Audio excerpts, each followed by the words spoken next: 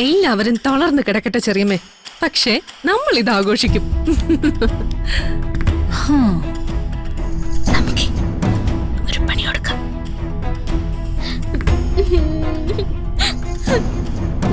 രാധിക, രാധിക, രാധിക താനിങ്ങനെ കരയാതെ. കരയാതെ പിന്നെ ഞാൻ എന്ത് ചെയ്യാനാ? ഞാൻ എത്രമാത്രം പ്രതീക്ഷിച്ചെന്നറിയോ? നമ്മുടെ ജീവിതത്തിന് ഈ ഒരു തടസ്സം ഉണ്ടാവില്ല എന്ന് കരുതി, എന്നിട്ടത് നടന്നു. ഈ ജീവിതത്തിൽ ഞാൻ ആഗ്രഹിച്ച എന്തെങ്കിലും നടന്നിട്ടുണ്ടോ? രാധികേ, എന്തു പറ്റി? എന്തിനെങ്ങനെ കരയുന്നേ?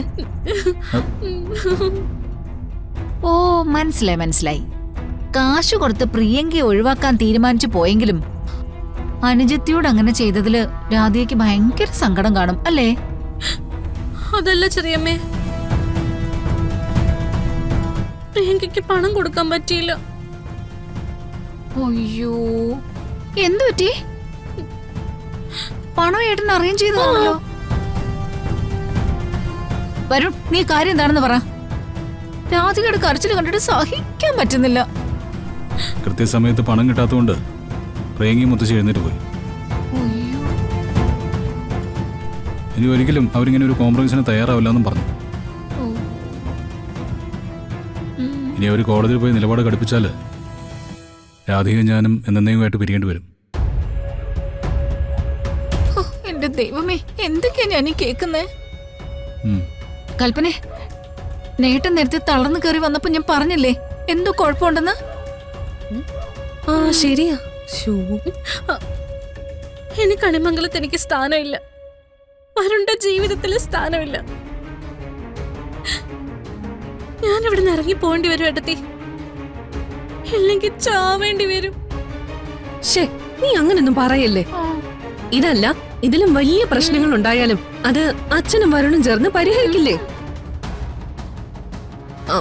വരുണേ, നിങ്ങൾ അച്ഛന്റെ അടുത്തേക്ക് ചെല്ല്. അച്ഛനെ വയ്യാതിരിക്കുക.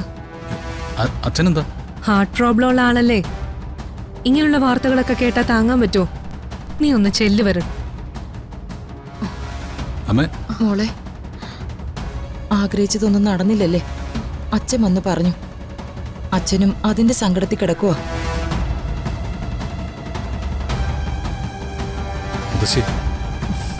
നമ്മൾ പലതും ആഗ്രഹിക്കും, പക്ഷേ ദൈവത്തിന്റെ തീരുമാനങ്ങൾ വേറെ പലതും ആയിരിക്കും. എന്ത് ചെയ്യാനാടാ? ഞാനൊന്ന് അച്ഛനെ കണ്ടിട്ട് വരാം. വരൂ. അച്ഛാ,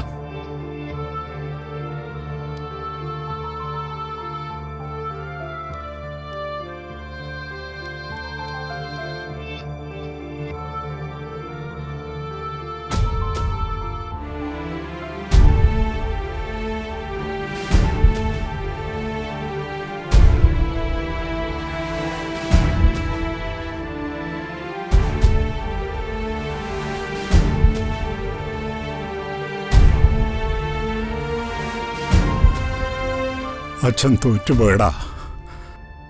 എല്ലാവരും കൂടി അച്ഛനെ തോൽപ്പിച്ചു.